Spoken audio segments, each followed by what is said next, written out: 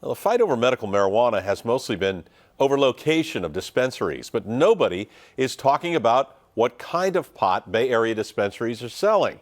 Our Mike Sugerman found out firsthand that nobody knows what's really in it, so he bought some and put it to the test. Recently I was sick, really sick, life-threatening sick. Bacteria in my aorta. And I had a lot of pills prescribed during that horrible period. These are just some of the medicines, including pot, medical marijuana, and it really did help relieve some of that awful, awful pain. Mostly I ate it. It worked. Sometimes. But sometimes I'd get really high. Too high. Sometimes I'd take the same amount and not feel a thing. Didn't seem like the other drugs where the same amount would have the same effect every time. How come? Because of the federal status of cannabis right now, those federal agencies that do all of that monitoring are not allowed to do it.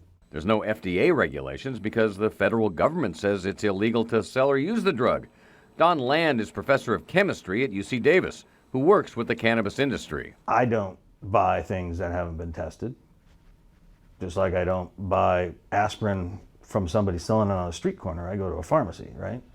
Well, I go to legal marijuana dispensaries, legal in California anyway, and decided to do the testing myself the government doesn't mandate to find out exactly what is in the medicine I'm taking. We bought different kinds of items at random at 12 random places in San Francisco and Oakland. We bought $600 worth of flowers, edibles, and what they call shatter, kind of hash oil. Then we took it to the Steep Hill Labs in Oakland. You know, the science is there. We've been doing this since 2008. We were the first. We've developed, very advanced methodologies. Steep Hill Labs is among the national leaders in testing, used by California dispensaries which really want to know what they're selling. And the results? So all the edibles missed their mark. Dr. Kimron DeCesar told me nothing I was taking had anything to do with what was on the label. The one that was the worst claimed to be 100 milligrams. It was 1.3. Oh, come on. 1.3. We checked it over and over again. That would be this Edipure brand. It's 99% off. No, it's 98.7% off. Well, just being accurate. Most others were only half the strength they claimed, or a quarter. And what about the individual ones in the same pack? We analyzed those two, and we found that there's a great variation between individual samples, as much as 50%. So from one piece to another. One piece to another. Even more disturbing, what they found in the buds that people smoke: mold and pesticide. 40% of the samples couldn't be sold in Colorado or Washington, where there are limits. Is that bad for me to smoke? It could be.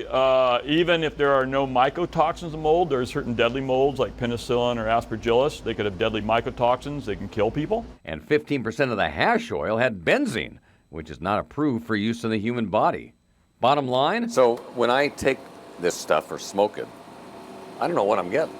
You don't know what you're getting. I wish I did. It's my medicine. And if it really is medicine, shouldn't it be regulated? That's up to the politicians. Mike Sugerman, KPIX 5. Well, to see the complete breakdown of the test results and how Mike handled his $600 expense account, you can check out kpix.com.